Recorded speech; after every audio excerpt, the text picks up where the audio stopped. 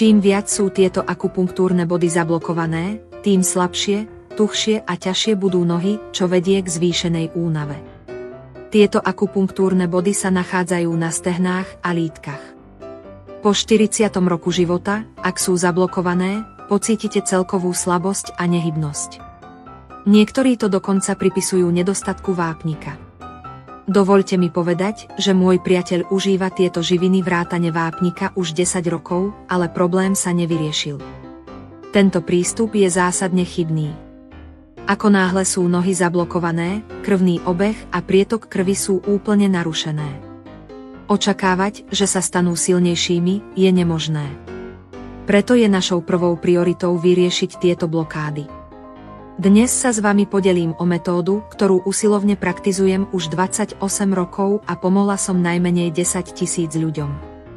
Tieto metódy sú bezpečné a účinné, najmä pre ľudí stredného a staršieho veku. Netreba chodiť do parku na prechádzky alebo behať. Netreba sa naťahovať.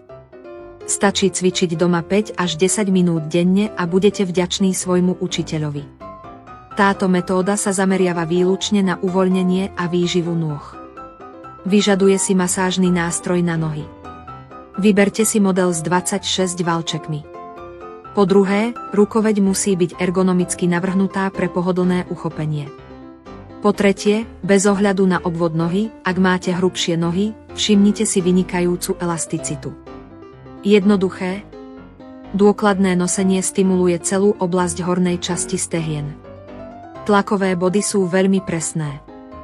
Napríklad pozdĺž vonkajšieho okraja bodov 1, 2 a 3 a pozdĺž vnútorného okraja bodov 1 a 2. Predné svaly sú definované, zatiaľ čo zadné svaly, ako napríklad chodidlo, sú umiestnené.